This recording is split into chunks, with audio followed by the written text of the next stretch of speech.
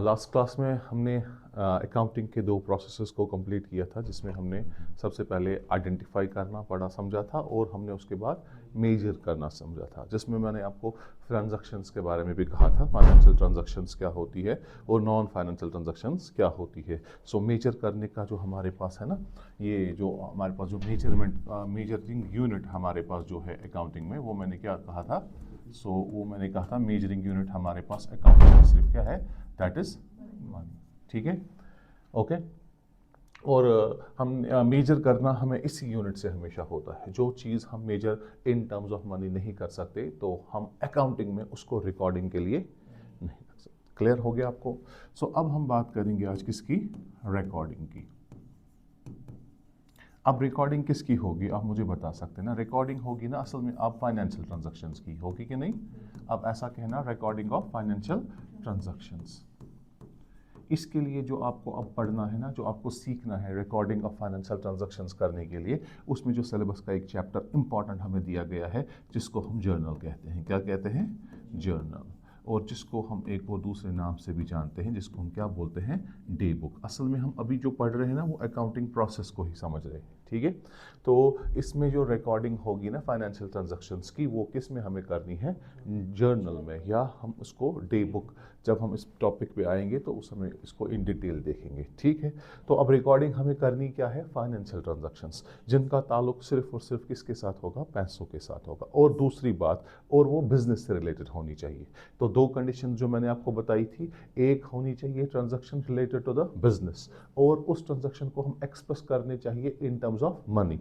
अगर इन दोनों में से एक एट्रीब्यूट प्रेजेंट है, एक नहीं है, तो ट्रांजैक्शन को रिकॉर्ड नहीं कर सकते। मान लीजिए ट्रांजैक्शन को हम express in terms of money कर सकते हैं, लेकिन वो बिजनेस से रिलेट नहीं करती। कभी कभार कोई इवेंट या कोई चीज ऐसी हैपनिंग होती है जो बिजनेस से रिलेट कर रही है, लेकिन इसको इन टर्म्स ऑफ मनी रिप्रेजेंट नहीं कर सकते, उसको भी रिकॉर्ड। ये दोनों चीजें जरूरी है, एक तो ट्रांजैक्शन बिजनेस रिलेटेड होनी चाहिए और साथ में इसको एक्सप्रेस हम इन टर्म्स ऑफ मनी करने चाहिए। क्लियर हो गया? तो डे बुक की बात हम कर रहे थे कि हमारे पास बनाना क्या है, जर्नल। समझ आ रहा है? इसके बाद रिकॉर्डिंग जब आप करेंगे, मैंने कल जो बताया था आपको स्टीवर्डशिप अकाउंटिंग, उस समय भी रिकॉर्डिंग हुआ करती थी, लेकिन वो एक मनचाहे तरीके से रिकॉर्ड करते थे, वो प्रॉपर मैकेनिज्म उसमें फॉलो नहीं करते थे, लेकिन रिकॉर्डिंग उसके उनके पास भी बाज़ाबिता हुआ करती थी। ट्रांजैक्शंस को वो रिकॉर्ड करते थे और बाज़ाबिता वो एंट्रीज भी करते थे। बात समझ आ रही? इनमें अब जो भी हम रिकॉर्ड करेंगे ना फाइनेंशियल ट्रांजैक्शंस, सबसे पहले वो किस में रिकॉर्ड होती है, रिकॉर्डिंग स्टार्ट होती है किससे, जर्नल में। किसमें? जर्नल में, जिसका नाम दूसरा क्या है, डे बुक। आपको बात समझ आ रही? और यहाँ पे हम इसके बदले सबसाइडरी बुक्स भी यूज़ करते हैं। उसमें भी आपको सिलेबस में जो दिया गया है, सबसाइडरी बुक्स में आपको दी गई है, उसमें से तो बहुत सारे टाइप सबसाइडरी बुक्स के हैं, या इनको हम जर्नल ही कहते हैं। बात समझ आ रही? तो बहुत सारे बुक्स होती है जो इनको हम ओरिजिनल बुक ऑफ एंट्रीज भी कहते हैं। क्या कहते हैं? Original book of entry. असल में जहाँ पे एंट्रीज की जाती है, ओरिजिनल बुक ऑफ एंट्री,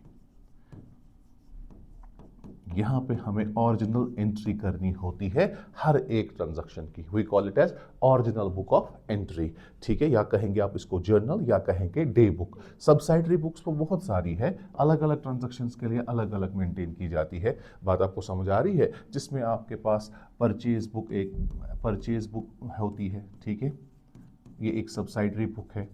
हमारे पास सेल्स बुक है, ये भी एक सबसाइडरी बुक है। हमारे पास परचेज रिटर्न्स है, ये आपको समझाऊंगा मैं अभी आज थोड़ा सा। तो लेकिन इसमें से जो आपका मेनली सिलेबस में है, जिसको हमें आगे इन डिटेल पढ़ना है, वो चैप्टर जो दिया गया है पहले, सेल्स रिटर्न्स बुक। और इसमें हमें जो दिया गया है, that is cash book, that is given in your syllabus. आपने अगर सिलेबस देखा होगा, ये कैश बुक आपको सिलेबस में दिया गया है। हमारे पास एक और होती है बिल्स रिसीवेबल बुक, और हमारे पास होती है bills payable book. All of these books are basically the journals. ये डेली वाइज मेंटेन करते हैं हम इन ट्रांजैक्शंस को। बात आपको समझ आई? अब एक हमारे पास ये आती है जर्नल, इसको हम बोलते हैं जनरलाइज्ड जर्नल भी। क्या बोलते हैं? Generalised journal. मैं बताऊंगा क्यों। Generalised journal. हम आज बात किसकी कर रहे हैं? रिकॉर्डिंग प्रोसेस की, ठीक है। रिकॉर्डिंग प्रोसेस ऑफ अकाउंटिंग में हमें अब असल में अकाउंटिंग के बुक्स मेंटेन करने होते हैं। सबसे पहली बुक जो मेंटेन करनी होती है ना, जिसको हम क्या बोलते हैं? जर्नल। दूसरा नाम क्या है इसका? Day book. बात आपको समझ आ रही? इसको हम जनरलाइज्ड जर्नल भी कहते हैं, और इन वालों को हम स्पेशलाइज्ड जर्नल भी कहते हैं। क्या कहते हैं? हाँ, अब क्वेश्चन ये होता है सर, अगर दोनों डे बुक है, दोनों जर्नल है, तो हम सिंपल टर्म्स में याद रख रहे हैं कि जो जर्नल है ना, ये दो टाइप के हैं। पहला टाइप आपने सर कहा जनरलाइज्ड जर्नल, और दूसरा आपने कहा स्पेशलाइज्ड जर्नल। जो स्पेशलाइज्ड जर्नल डिफरेंट बुक से मेंटेन होके आती है। इन सारे बुक्स को फिर आप कलेक्टिवली क्या बोलते हो? Subsidiary books. क्या कहते हो इनको? सब किस बुक को हम कलेक्टिवली सब्साइडरी बुक्स कहते हैं? परचेज बुक को, सेल्स बुक को, परचेज रिटर्न्स बुक को, सेल्स रिटर्न्स बुक को, कैश बुक को, बिल्स रिसीवेबल बुक को, बिल्स पेएबल बुक को। बात आपको समझ आई? अब है तो जर्नल हमारे पास daily wise recording of transactions जहाँ पे होती है, वो कहाँ पे होती है? वो होती है इसी जर्नल में या डे बुक में। अब देखना पड़ रहा है, अगर आपके पास बिजनेस का जो स्केल है, वो लेवल उसका जो है ना स्मॉल स्केल है, तो आप जनरलाइज्ड जर्नल में ही सारी टाइप की ट्रांजैक्शंस को रिकॉर्ड करते हैं। लेकिन अगर आपका बिजनेस बहुत बड़ा है, जिसमें दिन में हजारों की ट्रांजैक्शंस होती है, बात आपको समझ आई, तो उसके लिए फिर एक ही बंदे के पास ये बुक मेंटेन करना मुमकिन नहीं है। तो हम उसके लिए फिर अलग अलग बुक कीपर्स को रखते हैं। कोई बंदा परचेज बुक मेंटेन करता है, कोई बंदा सेल्स बुक मेंटेन करता है, कोई परचेज रिटर्न, कोई सेल्स रिटर्न, कोई कैश बुक, कोई बिल्स रिसीवेबल और बिल्स पेएबल। ठीक, इसमें जो आपको ना पॉइंट दिया गया है ना सिलेबस में, वो आपको क्या दिया गया है? Cash book. बात आपको समझ आई है? अब जो हमारे पास स्मॉल स्केल बिजनेसेस होंगे, क्या होंगे? जनरलाइज्ड जर्नल किन के लिए होती है असल में? ये जो स्मॉल स्केल के बिजनेस होते हैं, जिनका बिजनेस ऑपरेशंस उतना ज़्यादा नहीं है, और जो हमारे पास मीडियम स्केल या लार्ज स्केल के बिजनेस ऑर्गेनाइजेशंस होती है ना, लार्ज स्केल की बिजनेस ऑर्गेनाइजेशंस, उनके लिए हम क्या मेंटेन करते हैं? Specialised journal. फिर से एक बार मैं बता रहा हूं, आज जिस चीज़ का हम जिक्र कर रहे हैं ना, हम बेसिकली आज रिकॉर्डिंग समझ रहे हैं। किस चीज़ को? रिकॉर्डिंग। कल हमने पढ़ा था मेजरिंग प्रोसेस, और पढ़ा था हमने आइडेंटिफाई करने का प्रोसेस, समझ आया? अब हम रिकॉर्डिंग कर रहे हैं। रिकॉर्डिंग करने का जो मेजर करने का जो यूनिट हमने रिकॉर्डिंग पर्पस के लिए है ना, वो दो कंडीशंस होती है। वो मैंने क्या कहा? पहले एक ट्रांजैक्शन बिजनेस से रिलेट करनी चाहिए, दूसरे उसी ट्रांजैक्शन को हम express in terms of money करने चाहिए। अब रिकॉर्डिंग प्रोसेस में क्या हमें करना है? Original book of entry, in books में, बात रखिएगा याद, इन बुक्स में जब भी हम कोई भी रिकॉर्डिंग करते हैं, मान लीजिए फॉर एग्जांपल मेरे पास आज स्टूडेंट ने फी दिया, से फॉर एग्जांपल, मुझे अब इसको अपनी जगह रिकॉर्ड करना है ना, इसको हम प्रॉपर तरीके में कहते हैं एंट्री। क्या कहते हैं? जब भी हम कोई भी चीज इन बुक्स में लिखते हैं रिकॉर्डिंग के लिए, उस पर्टिकुलर वर्ड को हम एंट्री कहते हैं। क्या कहते हैं?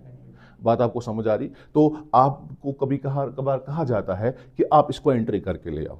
आप नॉर्मली ये आपने सुना होगा, जब आप बैंक में जाते थे ना पहले, तो पासबुक हमारे पास हुआ करता था। हम जब डिपॉजिट्स करते थे या विड्रॉवल्स करते थे, तो फिर हम इस पासबुक को वहाँ पे लेते थे, उनको बोलते थे साहब इसका ज़रा एंट्री मुझे करके दे। ठीक है, अब तो उसकी नहीं ज़रूरत पड़ती, अब तो ऑनलाइन हमारे पास सब कुछ होता है। लेकिन वो हम वर्ड क्या यूज़ करते थे? एंट्री। एंट्री का मतलब क्या होता है? उसमें लिखना, रिकॉर्ड करना। बात आपको समझ आई? सो इसीलिए मैंने क्या कहा, इसको हम क्या बोलते हैं? Original book of entry.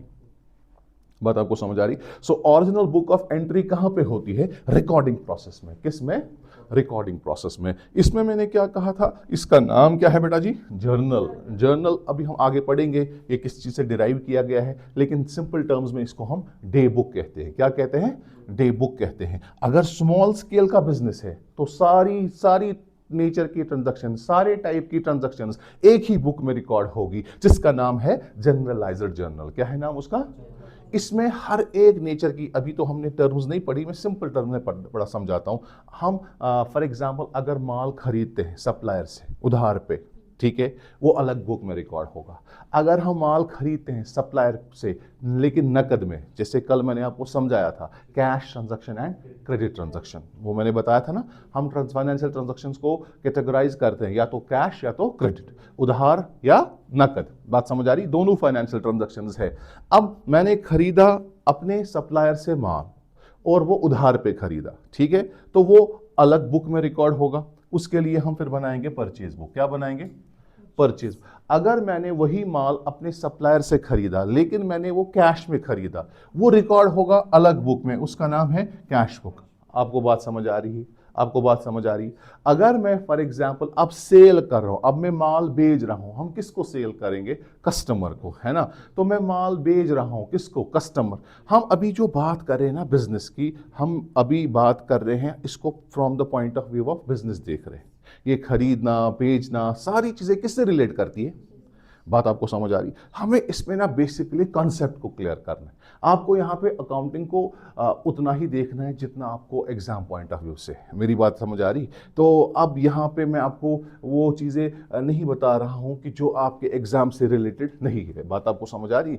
जिससे आपका अपना हमारा मुद्दा और मकसद है, हमें एमसीक्यू क्लियर होना चाहिए, उतना कॉन्सेप्ट हमें है। वरना हमें अभी इन डिटेल इसको इन डेप्थ में नहीं देखना। अगरचे ये बात भी क्लियर है कि अगर आप इंशाल्लाह अकाउंट असिस्टेंट जाएंगे तो आपको असल में इसी सब्जेक्ट के साथ वाबस्ती होगी है।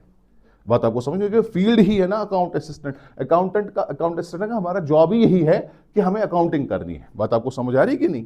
तो अब मैं बात कर रहा था कि जो हमारे पास कैश रिलेटेड ट्रांजैक्शन है वो कैश बुक में रिकॉर्ड होगी। अब क्रेडिट परचेज मैंने किया, मैंने माल उधार पे लिया सप्लायर से, तो मैंने डाला इसको परचेज बुक में। अब इसी तरीके से अब मैं माल बेच रहा हूं किसको? कस्टमर को। मैं सेल कर रहा हूं किसको? कस्टमर को। जब सेल हो रही है ना कस्टमर को, वो भी दो टाइप की हो सकती है, या तो कैश या तो क्रेडिट। अगर कैश पे मैंने सेल किया तो कैश बुक में रिकॉर्ड होगा, अगर मैंने क्रेडिट पे सेल किया तो सेल्स बुक में रिकॉर्ड होगा। बात समझ आए? इसीलिए इसको क्या बोलते हैं? स्पेशलाइज्ड। अपने अपने पर्टिकुलर टाइप की ट्रांजैक्शन के लिए अपनी डे बुक मेंटेन करनी है। आपको बात समझ आ रही है? ये डिस्कस जो अभी हम कर रहे हैं ना, वो कौन सा प्रोसेस हम कर रहे हैं? Recording process. आपको बात समझ आ रही है? तो अब इसी तरीके से अब अगर आपके पास माल आपने कभी कोई खरीदा, ठीक है, आपने माल खरीदा, मैंने सप्लायर से दिल्ली से माल भिजवाया, ठीक है, यहां पे उसको पहले इंस्पेक्ट करेंगे। ये नॉर्मल तरीका है कि है, समझ आ रही बात? तो वो माल हम चेक करेंगे कि सारा ठीक है कि नहीं, उसमें कोई ब्रेकेज तो नहीं है, या कोई आइटम ऐसा तो नहीं भेजा है उसने जो हमने ऑर्डर ही नहीं किया था, या कोई ऐसा आइटम तो नहीं आया है जो एक्सपायर हुआ है। तो हम उस अगर कोई चीज़ एक्सपायर हुई होगी, या कोई किसी में ब्रेकेज हुई होगी, या कोई अनऑर्डर्ड आइटम आया होगा जो डिलीवर हमारे पास हुआ होगा सप्लायर से, हम फौरन क्या करेंगे? वापस रिटर्न करेंगे। सो जो माल हमने पहले खरीदा था और वापस हमने इसको क्या किया? रिटर्न। किसको? सप्लायर को। वो अलग एक बुक में रिकॉर्ड होगा, उसका नाम रहेगा परचेज रिटर्न्स। क्या? जो माल खरीदा था किसी रीजन से हमने रिटर्न बैक किया अपने सप्लायर को, तो वो एक सेपरेट बुक में रिकॉर्ड होगा जिसका नाम क्या है? Purchase return book. ऐसा ही हमारे साथ भी हो सकता है, जब हम सेल करेंगे ना अपने कस्टमर को, तो कुछ माल खराब भी हो सकता है, कस्टमर भी वापस लाएगा, कहेगा जी ये आइटम इसमें ऐसा डेफिशिएंसी है, इसमें ये प्रॉब्लम है, साइज बराबर नहीं आ रहा है, कुछ दूसरा रीजन होगा। तो हम क्या करेंगे? हम उसको वो एक्सेप्ट करेंगे अगर प्रॉपरली वो सारी कंडीशन में होगा, ठीक है। कुछ टर्म्स एंड कंडीशंस होती है, कोई आइटम हमसे लेगा, वो खराब करके लाएगा तो वो मत चलेगा। तो कुछ रीजंस होते हैं ना, जब जिस बेस पे एक्सेप्टेंस होगी, तो वो हम किस बुक में रिकॉर्ड करेंगे? बात समझ आई? ये अभी आगे बिल्स रिसीवेबल, बिल्स पेएबल, ये भी बुक्स होती है। बात आपको समझ आ रही है? ये हम आगे देखेंगे। लेकिन इसमें आपने देखा हर एक टाइप के लिए एक स्पेशल टाइप की जर्नल रखी गई है। बात समझ आ रही? अब इनके बगैर जो भी हमारे पास इनके बगैर जो भी ट्रांजैक्शंस हमारे पास होगी, जो मैंने यहाँ पे बात की, उसके लिए भी अलग बुक होती है जिसको बोलते हैं जर्नल प्रॉपर। क्या बोलते हैं? जर्नल प्रॉपर एक अलग बुक है। बात आपको समझ आ रही? तो ये सारे क्या है? ये सब्सिडरी बुक्स है ये। लेकिन अगर अब स्मॉल स्केल का बिजनेस है, उसको दिन में 10, 20, 25, 30 ट्रांजैक्शंस लिमिटेड होती है, तो वो सेपरेट इन बुक्स को मेंटेन नहीं करता, वो जनरलाइजर जर्नल ही मेंटेन करता है। क्या करता है?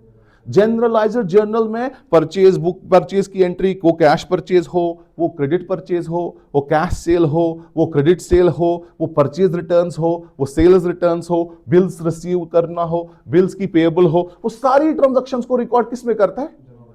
बात आपको समझ आई? सो रिकॉर्डिंग प्रोसेस में हमें क्या करना है? Recording of the transactions. बात समझे? As per the double entry system rules.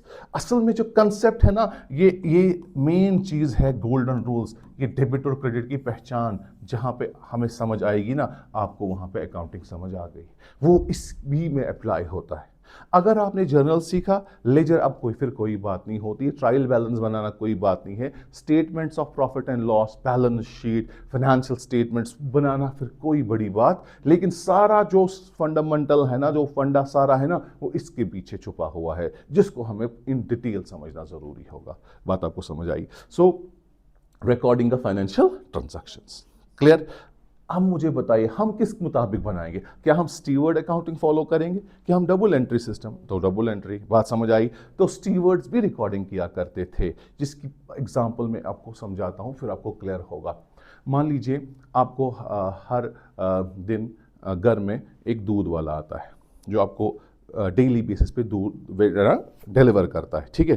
सो आपने 2 लीटर लेना है, इसको 3 लीटर, इसको 2 लीटर, 3 लीटर, और हम इसको क्या लेते हैं, ये क्रेडिट बेसिस पे लेते हैं। हम इसको मत डेली कैश देते हैं।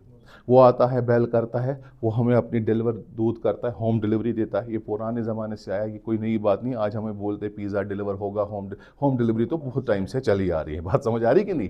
तो अब उसने हमें डाल दिया ना, तो अब क्या हम उसको हर दिन पैसा देते हैं? लेकिन हम उसको क्या देते हैं? हम उसको असल में एक प्रॉमिस देते हैं, हम आपको पे करेंगे कब? पैसे eight the end of the month. लेकिन अब हमें वो प्रॉमिस बार बार जबान से बोलने की जरूरत, वो एक इम्प्लाइड प्रॉमिस होता है, एक उसके साथ एक एग्रीमेंट हुआ होता है कि हम आपको कब देंगे, वो at the end of the month. अब मुझे बताओ, अगर ये फॉर एग्जाम्पल अकाउंटिंग लिटरेट नहीं होगा, या अगर ये पढ़ा लिखा भी नहीं है, क्या ये जरूरी रिकॉर्ड करेगा कि नहीं करेगा? ये अपने हिसाब से रिकॉर्ड करेगा। क्यों? अगर ये नहीं रिकॉर्ड करेगा तो ये तो लॉस में चला जाएगा। ये हर दिन हर एक घर वाले को दूध डिलीवर कर रहा है, और उसकी रिकॉर्डिंग अगर इसके पास नहीं रहेगी, ये तो सीधा लॉस में चला जाएगा।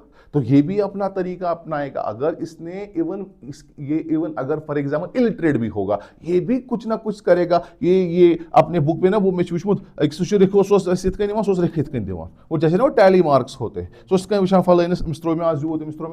और उसके बाद फाइनली वो हमें बताता था। बात समझ आ रही? अगर अब वो पढ़ा लिखा होगा, अकाउंटिंग उसने नहीं पढ़ी होगी, तो इंग्लिश में या उर्दू में अपने हिसाब से खाता मेंटेन करेगा। क्यों?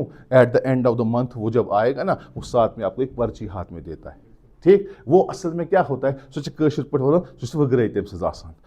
टेक्निकल टर्म्स में अथस मज दिवान क्या सिल्पिहन, अमे मतलब गो मुस। बात समझ आ रही कि नहीं? अंडरस्टैंड हो रहा है आपको? तो अब वो कैसे उसको होगा? जब उसने मेंटेन रखा होगा। अब वो रिकॉर्डिंग करता होगा ना डेली बेसिस पे। फॉर एग्जाम्पल आज वो गया एक्स के घर, वहां पे 2 लीटर डाले। आज वो वाई के घर गया, वहां पे आज नहीं ऑफ था, वो वहां पे नहीं थे, वो कहीं दावत पे गए थे, तो उसको वो भी मेंटेन करना है। तो eight the end of the month आप उसको गए, कहा आप मुझे अपने अकाउंट का स्टेटस बताओ, what is the status of my account eight the end of the month, और उसको आपको पे करना है। तो मान लीजिए ये जाता होगा कम से कम 50 घरों में या 100 घरों में दिन में, तो इसको कितनी एंट्रीज करनी होगी? बात समझ आ रही?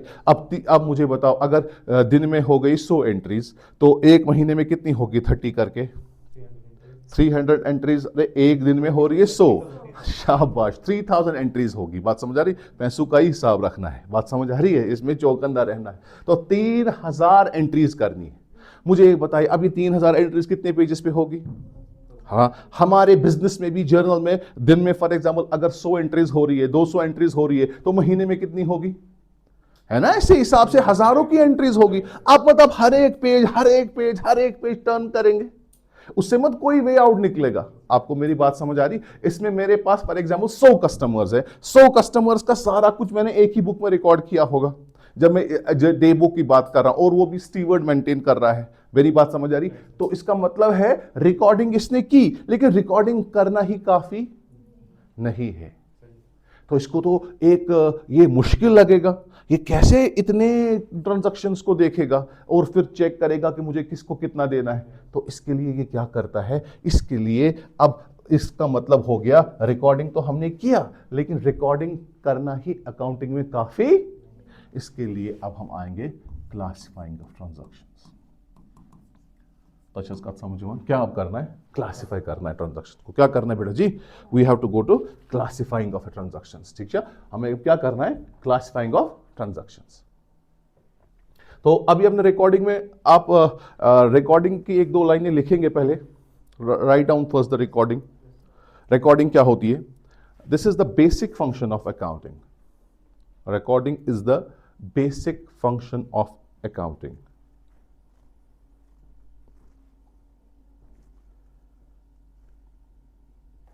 It is essentially concerned with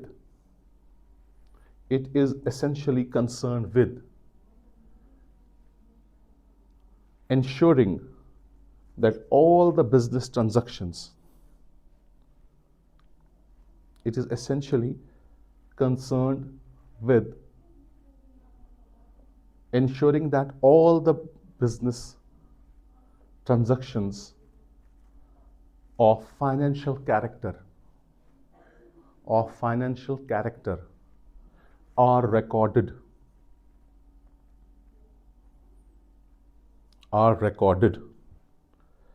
in an orderly manner.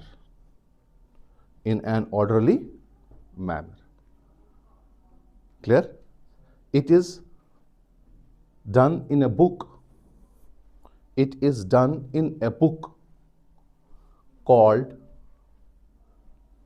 journal.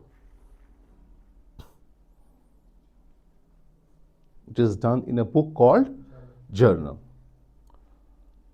or subsidiary books. या आप मल्टीपल सब्सिडरी बुक्स में मेंटेन कर सकते हैं, है ना?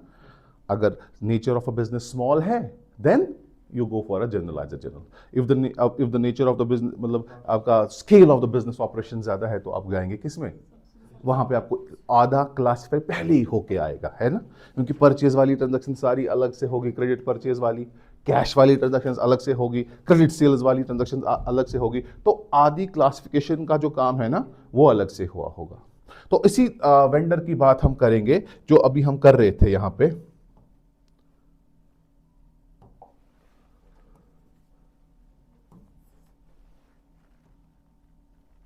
एग्जाम्पल से ना बेसिकली आपको ये समझ आता है. आपको बात समझ आ रही? तो क्लासिफाई जो हम कर रहे हैं ना, आप क्यों कर रहे हैं? मुझे बताओ, क्या अकाउंटिंग प्रोसेस में रिकॉर्डिंग करना ही खाली काफ़ी था? नहीं, रिकॉर्डिंग करना तो ज़रूरी था. बेस तो उसी से हुई, फाउंडेशन तो उसी से हुई, ओरिजिनल एंट्री हुई किसकी? बिजनेस ट्रांजैक्शंस की. कहाँ पे? रिकॉर्डिंग के जरिए से ही. लेकिन रिकॉर्डिंग करना ही अब काफ़ी, हमें साथ में अब क्लासिफाई भी ट्रांजैक्शंस को करना है. हमें क्लासिफिकेशन, इसी दूध वाले की एग्जांपल. अब ये क्या करता है? इसने देखा कि मेरे पास x एक है, y एक है, a अलग है. ये इनका ना अब शाम को, अब दिन में तो ये डे बुक मेंटेन करता है. ये गया अपने हिसाब से लिख के रखा, क्योंकि इसको फॉर एग्जांपल भूल जाएगा बाद में. या शाम को जब ये आता है ना, ये अलग x का खाता रखता है, y का अलग, a का अलग. ये दिखता है डेट वाइज. 1/4/25 पे इसने 2 लीटर लिए. फॉर एग्जाम्पल मैं एक स्टीवर्ड तरीका दिखा रहा हूँ. इसने 3 लीटर लिए थे, समझ आ रहा है? इसने ऐसे तो 1 लीटर लिया था, समझ आ रहा है? यहाँ पे इसने फॉर एग्जाम्पल, अब ये 2 अप्रैल है, समझ आ रही बात? यहाँ पे इसने कुछ नहीं लिया. इसने यहाँ पे फॉर एग्जाम्पल 1 लीटर लिया है, समझ आ रही बात? इस तरीके से यहाँ पे इसने 3 लीटर लिए हैं. ठीक है, ये डे वाइज तो ये एंट्रीज कर रहा है, ठीक है, एक ही बुक पे. लेकिन यहाँ पे अब इसने क्या किया? इसने एक सेपरेट बुक एक और उठाई, जिसमें इसने अलग से क्लासिफाई करके रखा. इसने पेज नंबर 1 से लेके 5 तक रखा खाता सिर्फ x का, जिसमें सिर्फ और सिर्फ x से ही रिलेटेड जो दूध की ट्रांजैक्शंस खरीद फरोख्त हुई थी उसमें वही रिकॉर्ड होगी. और y के जगह पे सिर्फ y की रिकॉर्डिंग होगी, और a की जगह पे सिर्फ a की रिकॉर्डिंग होगी. जब eight the end of the month होगा ना, तो यहाँ पे इसको ये टोटल करेगा. इसने इतना लिया, इसने इतना लिया है, इसने इतना लिया है, इसने इतना लिया है, और उसी हिसाब से क्या बनाएगा? एक पर्ची बनाएगा, वो हमारे हाथ में देगा. बात समझ आ रही? तो ये बेसिकली क्या कर रहा है? ये क्लासिफिकेशन ऑफ ट्रांजैक्शंस कर रहा है. क्या कर रहा है? क्लासिफिकेशन ऑफ ट्रांजैक्शंस को अब हम प्रॉपर मैकेनिज्म से देखेंगे. अभी तो मैं ये स्टीवर्ड वाला सिस्टम समझा रहा था, तो अब हम आएंगे अकाउंटिंग के नॉर्मल प्रोसीजर पे, जो हमारे पास डबल एंट्री सिस्टम का है. वो क्लासिफाई करने के लिए आपको एक अलग से मेंटेन करनी पड़ेगी बुक, उसका नाम है लेजर. क्या है नाम? ये भी हमारे सिलेबस में है. बात आपको समझ आई? सो रिकॉर्डिंग के लिए हमने कौन सी बुक मेंटेन की? जर्नल या सब्सिडरी बुक्स, जिनके अलग नाम भी थे. अब क्लासिफिकेशन करने के लिए हमें क्या करना है? हमें लेजर मेंटेन करनी पड़ेगी। शाबाश। तो क्लासिफाई होगा किससे? जब हम मेंटेन करेंगे एक और बुक अकाउंट्स की, जिसका नाम क्या होगा? लेजर। बात समझ आ रही? सो लेजर को हम इन डिटेल तो आगे देखेंगे, लेकिन होगा क्या इसमें हम अब जो ये खाता रखता था ना अपने हिसाब से, तो नॉर्मल जो हमारे पास अकाउंटिंग का प्रॉपर प्रोसीजर है, जो हम अकाउंटेंसी से सीख रहे हैं, इसमें अब ये सेपरेट अकाउंट्स ऑपरेट करेगा। किन के? इन सारे ट्रांजैक्शन से रिलेटेड। बात आपको समझ आई? वहां पे एक्स से रिलेटेड एक अलग से अकाउंट होगा, एक्सेस अकाउंट होगा अलग से। और याद रखिएगा अकाउंट की शक्ल डबल एंट्री में इस तरीके से होती है, एक टी शेप होता है। अब वहां पे वो वाई का अलग से करेगा, उसका नाम रहेगा क्या? Wise account. तो हमने क्या किया असल में, यहां पे एज अकाउंट अलग से होगा। हम एक्चुअली क्या कर रहे हैं? हम क्लासिफिकेशन ऑफ ट्रांजैक्शंस कर रहे हैं। अब ए से रिलेटेड जितनी भी ट्रांजैक्शंस है, मुझे सारे पेज टर्न करने की जरूरत नहीं है, मुझे सीधे एक्स की लेजर में एक्स का अकाउंट देखना है। बात आपको समझ आई? लेकिन ये तभी पॉसिबल होगा ना जब पहले आपने रिकॉर्डिंग की होगी। रिकॉर्डिंग से आपने जो रिकॉर्डिंग आपने जर्नल में की, डे बुक में की, उसी बेसिस पे अब आप क्लासिफिकेशन कर रहे हो ट्रांजैक्शंस की। मेरी बात समझ आई? यहां पे आपने देखा एक्स का, मैंने यहां पे क्या लिखा? A small a slash c, it stands for account. बात समझ आ रही? अगर ऐसे लिखा होता, यह अलग मतलब रखता है। इसका मतलब होता है अकाउंट्स ऑफ, कैपिटल ए अगर होगा और फिर ऐसे सी, तो वो अकाउंट्स ऑफ कहलाता है। Small a oblique c, it means account. Clear? अब excess account, wise account, age account. Sir फिर हमें लेजर में क्या करना है? इस बुक में हमें डिफरेंट ट्रांजैक्शंस का डिफरेंट अकाउंट रखना है, जो हम क्लासिफाई करेंगे। फिर डे बुक में हम चेक करेंगे, मुझे आ गई ए की ट्रांजैक्शन, मुझे वो ए अकाउंट में डालनी है। ए के अकाउंट में कोई एक्स से रिलेटेड ट्रांजैक्शन रिकॉर्ड नहीं होगी, वो वहां पे इररिलेवेंट मानी जाएगी। क्या मानी जाएगी? इस अकाउंट की रिलेवेंट ट्रांजैक्शंस वही है जो ए से रिलेट करती है, इस अकाउंट में वही रिलेवेंट ट्रांजैक्शन है जो वाई से रिलेट करती है, इस ट्रांजैक्शन में वही ट्रांजैक्शन रिलेवेंट है जो एक्स से रिलेट करती है। बात आपको समझ आ रही? इस वाले अकाउंट में वाइज ट्रांजैक्शन इररिलेवेंट मानी जाएगी। आप बात समझ रहे? You are getting my point? So now we are going to classify our transactions. बात समझ आ रही? डिपेंडिंग अपॉन द नेचर, जो हम तभी तो ग्रुपिंग करते हैं ना। मान लीजिए ये एक ग्रुप बन गया, अब एक्स से रिलेटेड जितनी भी ट्रांजैक्शंस है वो इस ग्रुप में दिखानी है, वाई से रिलेटेड जितनी भी ट्रांजैक्शंस है वो ये ग्रुप मेंटेन करना है, ए से रिलेटेड जितनी भी ट्रांजैक्शंस होगी। ऐसे ही हमारे पास होगा परचेज अकाउंट। अब परचेज से रिलेटेड जो भी ट्रांजैक्शंस होगी वो किस में दिखाएंगे? परचेज अकाउंट में। अब हमारे पास एक और होगा, for example sales account. Sales से रिलेटेड जितनी भी ट्रांजैक्शंस है वो। बात समझ आ रही? अब होता क्या है ये अकाउंट? सिंपल टर्म्स में हम समझेंगे अकाउंट क्या होता है। अकाउंट बेसिकली एक ग्रुप होता है ना, किन चीजों का? जो रेलेवेंट ट्रांजैक्शंस होती है। बात आपको समझ आ रही? So what is an account? Account is nothing but simply a group of transactions, a group of which are related with that group. We record it accordingly. बात समझ आ रही कि नहीं? So account is a group or a summary of a relevant transactions. You write it down. What is account? Account is simply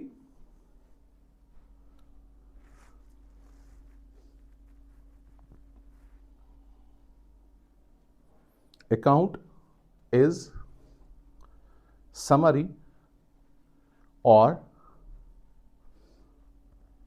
or group of relevant transactions. Account is a summary or group of relevant transactions. Fine. अब आपको समझ आया relevant किसको कहते हैं, irrelevant किसको कहते हैं? बात समझ आ रही? It is represented in a T form. Write down. Account किस में रिप्रेजेंट किया जाता है? डबल एंट्री सिस्टम में टी फॉर्म में। इसकी शक्ल होती है टी की तरह। It is represented in a T form. Clear? T form which has got two sides. इसमें फिर हम अभी अब खाली याद रखिएगा, इसको हम कहते हैं डेबिट साइड और इसको हम कहते हैं क्रेडिट साइड। डी आर यहां पे डॉक्टर को नहीं बोलेंगे, डी आर डेबिट को बोलेंगे। ये डेबिट और क्रेडिट असल में होता क्या है? ये अकाउंट के दो पहलू है। बात आपको समझ आ रही? अकाउंट जो होता है ना उसके यहाँ से आपका क्या है इसका ये यहाँ से अगर आप देखोगे लेफ्ट हैंड साइड है आपका डेबिट और राइट हैंड साइड है आपका क्रेडिट। तो डेफिनेशन डेबिट क्रेडिट की असल में एक आप बोल सकते हैं एक जेन्युइन डेफिनेशन ये भी है, अगर what is debit and what is credit, it is nothing but two sides of account. बात समझ आ रही है? तो इसमें मुझे बताइए इसका क्या होगा, ये यहाँ से डेबिट और ये क्या होगा क्रेडिट। इसी तरीके से इसका यहाँ पे क्या होगा डेबिट और इसमें यहाँ पे क्या होगा क्रेडिट। आपको बात समझ आ रही? इसका ये है डेबिट और ये क्या है क्रेडिट। यहाँ से इसका होगा डेबिट और इसका क्या होगा क्रेडिट। और कौन सी शेप इख्तियार अकाउंट ने की? T shape. क्लियर? फिर हमें उसी के लिए रूल आगे पढ़ने हैं कि कौन सी चीज इस वाले साइड में रिकॉर्ड करनी है, कौन सी चीज इस वाले साइड में क्रेडिट करनी है। जब ये रूल्स हमें समझ आएंगे ना, गोल्डन रूल्स ऑफ अकाउंटिंग, तो आपकी अकाउंटिंग क्लियर। आपको बात समझ आई? सो क्लासिफाई जो हमने डेटा किया वो कहां से उठाया हमने? Very good. सो आपने क्लासिफाई करने से एक सिस्टमैटिक एनालिसिस की है ना, और आपने अलग अलग करके ना क्या किया, यहां से आपने जो भी ट्रांजैक्शंस आई यम करिस पर अलग अलग आपको बात समझ आई? क्लासिफिकेशन की हमने इनकी। बात आपको समझ आ रही? अपनी अपनी ट्रांजैक्शन को अपने अपने अकाउंट में डाला, उसको हम रिलेवेंट ट्रांजैक्शन कहते हैं। जो उससे रिलेट नहीं करती उसको क्या बोलते हैं? अब मुझे बताइए एक अकाउंट में रिलेवेंट ट्रांजैक्शन रिकॉर्ड होगी कि इररिलेवेंट? रेलेवेंट ट्रांजैक्शन रिकॉर्ड होगी। बात आपको समझ आ रही है? सो क्लासिफिकेशन जिस बुक में हम करते हैं ना, उस बुक का नाम क्या है? लेजर। उस बुक का नाम क्या है? सो इस ये बात भी आपको क्लियरली समझ आई होगी। सो classification is done in a book of an account that is called laser. इसमें क्या हुआ? इसमें एक चीज ये हुआ ना कि हमें सेपरेटली हर एक का अपना अपना अपना अपना मेंटेन रहा। ठीक है? अब मुझे अगर फॉर एग्जांपल एक्स बोलता है, इसी दूध वाले की एग्जांपल, जरा जनाब मुझे बताइए कि मेरा कितना हिसाब हुआ। अब मत ये सारे पेज टर्न करेगा, ये फौरन एक्स के इस पेज पे जाएगा, है ना, और वहां से क्या निकालेगा? इससे डिटेल्स। बात आपको समझ आ रही? अगर इसको देखना था कि मैंने इस महीने टोटल कितनी सेल की है, तो ये सेल्स अकाउंट ओपन करेगा, है ना। अब अगर ये देखेगा मुझे किस कस्टमर के पास कितना पैसा है, ये उस कस्टमर का पर्टिकुलर अकाउंट लेजर के उस पेज नंबर से खोलेगा। तो रिकॉर्डिंग हमने किस बुक से की? और सब्सिडरी बुक्स। और क्लासिफिकेशन किस बुक से कर रहे हैं हम? आपको बात समझ आई? हम असल में डेफिनेशन को ही ले रहे हैं और मैं रिलेट करवा रहा हूं आपको सिलेबस के उन सारे टॉपिक्स के साथ जो आपको चैप्टर्स इसमें मेंशन किए गए हैं। यहां तक क्लियर? आगे बढ़े? ओके। अब जनाब हमारे पास क्लासिफिकेशन भी हो गई, लेकिन अब मुझे बताइए अकाउंट्स भी बहुत सारे बनेंगे ना। अब एक बिजनेस में अकाउंट भी कितने बनेंगे? बहुत सारे। हर एक चीज, बैंक अकाउंट बनेगा, परचेज अकाउंट बनेगा, सेल्स अकाउंट बनेगा, आगे जितनी भी टर्मिनोलॉजीज आप अकाउंट्स में पढ़ोगे ना, हर एक का अपना अकाउंट बनाना है। अगर कहीं पे भी आपको पैसे की इन्वॉल्वमेंट होती है, उसका जो जरिया पीछे होगा उसका सेपरेट अकाउंट ओपन करना है। आपको बात समझ आ रही? हमें एसेट्स की, लायबिलिटीज की, एक्सपेंसेस की, इनकम का, रेवेन्यू का, बात समझ आ रहा है, जो भी चीज है उसका अकाउंट बनाना है। अब ये अकाउंट भी कितने होंगे? बात आपको समझ आ रही? इसके लिए भी तो मुझे बहुत सारी चीजें एक एक करके देखनी पड़ेगी। तो हम क्या करते हैं? हम अब आए थे किसमें? समराइजिंग। आप बात समझ आ रही? हम किस अब प्रोसेस ऑफ अकाउंटिंग पे आ रहे हैं? हाँ जी, ये तो बड़ा इंपॉर्टेंट चीज है। इसमें आपको जो भी क्लासिफाइड डेटा आपने किया लेजर के जरिए से, उसको आपको अब प्रॉपर एक यूजफुल एंड मीनिंगफुल इंफॉर्मेशन की तरह लेना है। बात समझ आ रही है? आपको बात समझ आ रही है बेटा? अब आपको समराइज करना है इसको। देखिए जी, आपने स्टैटिस्टिक में भी देखा होगा कि जो भी हमारे पास ये न्यूमेरिकल डेटा होता है ना, इसको फिर अल्टीमेटली हम एक नंबर से रिप्रेजेंट करते हैं, जो आपको एक सेंट्रल टेंडेंसी में आपको आगे पढ़ना है, जैद सर पढ़ाएंगे। तो उसमें आपको एक सिंगल वैल्यू से एक एंटायर सीरीज ऑफ डेटा को रिप्रेजेंट करना है ना। बात समझ आ रही कि नहीं? वही तो होता है ना सेंट्रल वैल्यू, जो आप मेथड्स पढ़ोगे उसके। बात आपको समझ आ रही? मीन पढ़ोगे, मोड पढ़ोगे, वो तो असल में एक सिंगल वैल्यू डिराइव कर रहे हैं, और वो सिंगल वैल्यू की ऐसी कैपेसिटी होती है वो उस एंटायर डेटा को रिप्रेजेंट करने की क्षमता रखता है। बात आपको समझ आ रही? तो अब ऐसे ही अकाउंट भी हमारे बहुत सारे बनेंगे। हाँ, पहले तो सारे एक ही चीजें, कश्मीरी में जिसको बोलते हैं ना चंचबिलो सिगोड, सॉरी, Patu या ड्राई फ्रूटो से सोरी अथ मिक्सड ऑफ फ्रूट्स पत क्या कर अस कर क्लासिफिकेशन अस काजू त्रे अलग एक अलग पैकेट में ना काजू को रखा और एलमंड के इनको रखा अलग में, ऐसे ही हमने कैशू नट्स बाकी बाकी चीजें अलग अलग अलग अलग अलग अलग किए। वो क्या थी? क्लासिफिकेशन। पहले क्या था? पहले तो ये सारा एक साथ था ना जनरलाइजर जर्नल में, तो फिर हमने अलग अलग, अब ये भी अलग अलग भी कितने बनेंगे? बात समझ आ रही कि नहीं? अब हमें इसके लिए क्या करनी, इसको समरी बनानी, हमें तो निचोड़ आना चाहिए ना। आप मुझे बताओगे, आप अकाउंटेंट हो, आपको बिजनेसमैन जो है ना ओनर, वो at the end of the year या at the end of a particular period वो आपको बताता है मुझे बिजनेस का स्टेटस बताओ क्या है, मुझे चेक करना है, ठीक है? तो आप उसको सामने इतने खाते डालोगे, आप इसको सामने इतने अकाउंट डालोगे, इतनी एंट्रीज डालोगे, तो वो उससे कंफ्यूज होगा, हम उससे कोई चीज डिराइव कंक्लूजन। तो हमें क्या करना है? हमें समराइज करना है अपने डेटा को, जिसकी एग्जांपल मैं और एक देता हूं जिससे आपको समझ आएगी कि मैं आपको बता रहा हूं, एक बच्चा होता है, पूरे साल वो पढ़ता है ना, तो जो उसकी मेहनत है ना, आप देखो इसके लिए भी आप कितनी प्रैक्टिस करोगे, फाइनली जब इसका रिजल्ट निकलेगा ना, वो एक छोटा सा वर्ड होगा, है ना, इंशाल्लाह, जो आपको वो पॉइंट्स बताएगा ना, अल्टीमेटली आपका फॉर एग्जाम्पल 110.8 बना है, से फॉर एग्जाम्पल, तो आपकी सिलेक्शन हुई, ये इस एक पर्टिकुलर नंबर से, है ना। आप क्या कहेंगे कि मुझे अंदाजा हो रहा है इसने इस 6, 7, 8 महीने में कितनी मशक्कत उठाई होगी, ये ऐसे ही जब फेयर तरीके से सब कुछ हुआ होगा। बात समझ आ रही कि नहीं? एक सिंगल जिसको मैंने सिंपली बोलते हैं रिजल्ट स्टेटमेंट, कितने बच्चे अपीयर करेंगे, और फाइनली क्या आएगा, उसकी जो सारी सबकी समरी आएगी ना, वो आएगी एक शीट पे। ऐसे एक बच्चा जब पढ़ता है ना, पूरे साल उसने कितनी मेहनत की है, उसके बाद इसकी एक प्रोग्रेस रिपोर्ट आता है। उस प्रोग्रेस रिपोर्ट से हमें बाद में समझ आता है कि असल में इसने इस साल क्या किया था। अब मुझे उसको अलग अलग बोलने की जरूरत नहीं पड़ती कि बताओ जी आपने क्या किया था इस महीने, उस महीने, इस महीने, नहीं, अल्टीमेटली क्या किया हमने, समराइज किया। आपने समझ आया? तो अकाउंटिंग डेटा को भी हमें समराइज करना है ताकि वो एक शीट में आए, 2 शीट में आए, ताकि हम आगे हमारे जो ओनर्स है, हमारे जो हम आगे पढ़ेंगे जो यूजर्स ऑफ अकाउंटिंग है, उनके सामने वो चीज डाले, न कि हम उनको वो सारी चीज सामने डालें जिससे वो कंफ्यूज हो, जिससे वो कियोस क्रिएट हो, जिससे डिराइव हम कोई कंक्लूजन कर नहीं सकते। बात समझ आ रही? तो समराइज करना है हमने अकाउंटिंग डेटा को, ये चीज हम करेंगे बेटा जी यहां पे ट्रायल बैलेंस, पहली चीज। और दूसरा इसमें हमें पढ़ना क्या है, financial statements.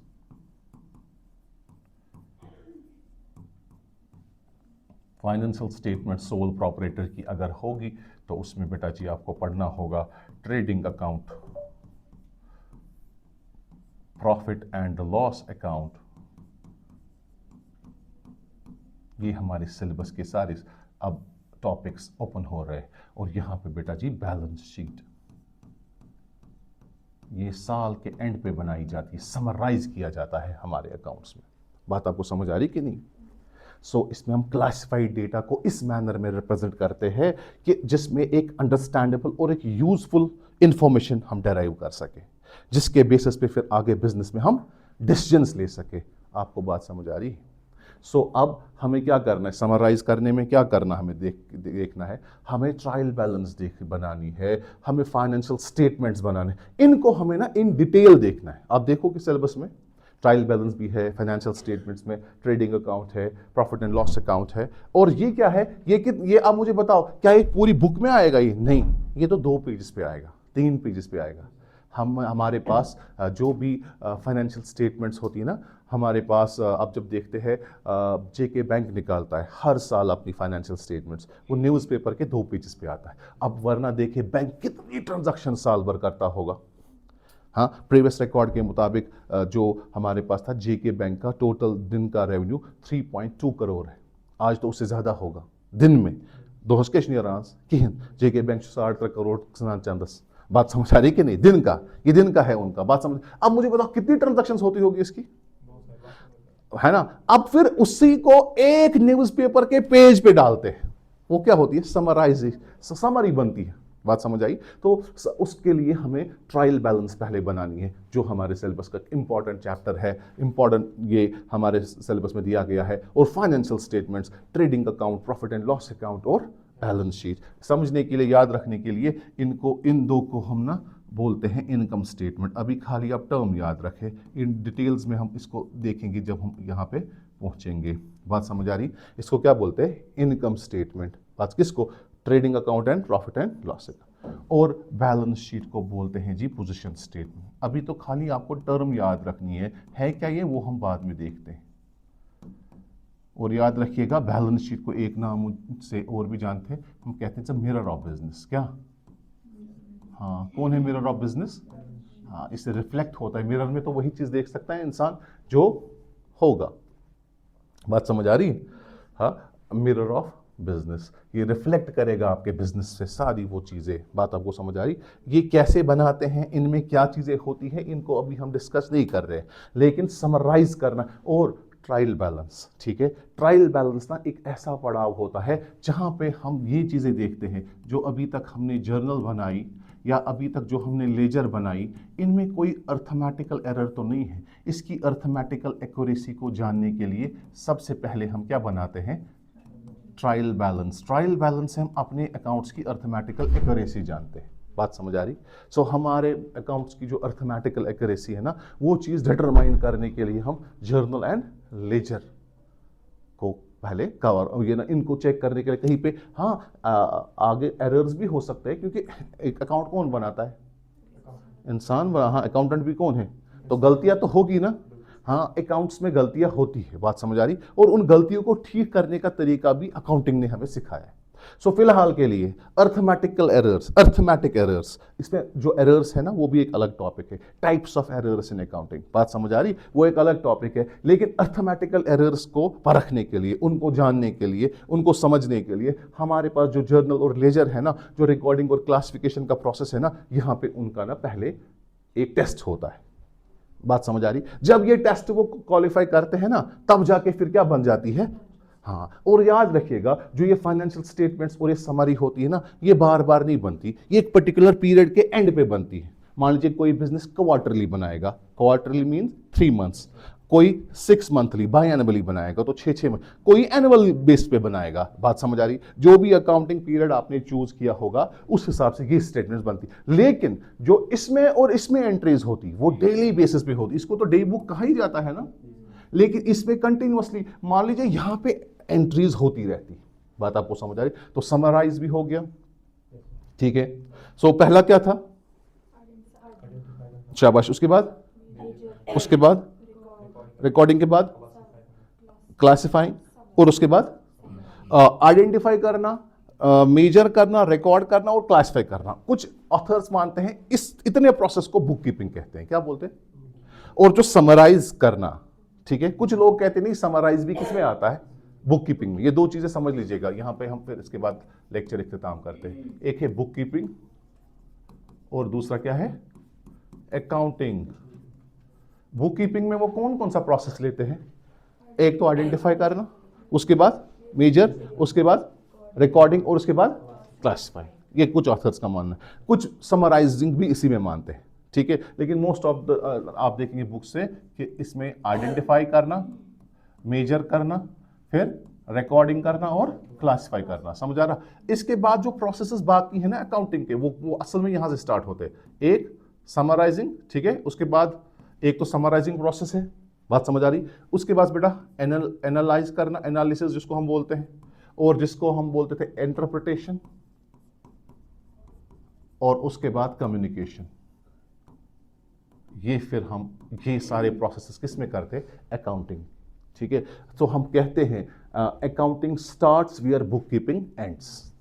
Accounting starts where book keeping ends. जहां हम कहते हैं ना किसी की, जहां आपकी सोच बंद होती है वहां से मेरी सोच शुरू होती, तो वैसे ही अकाउंटिंग भी कहते हैं कि मेरी सोच कहां से शुरू होती है? जहां से बुक कीपिंग की सोच बंद होती है। बात आपको समझ आई? सो समराइज करने तक का प्रोसेस समझ आ गया? बात समझ आई? इसके बाद इस नेक्स्ट क्लास में हम, और अभी तो मैं थोड़ा थोड़ा ही करके दे, हाँ, ताकि बेसिक कॉन्सेप्ट हमारे क्लियर हो जाए। So I think it's enough for today. Rest we see tomorrow इंशाल्लाह। Thank you.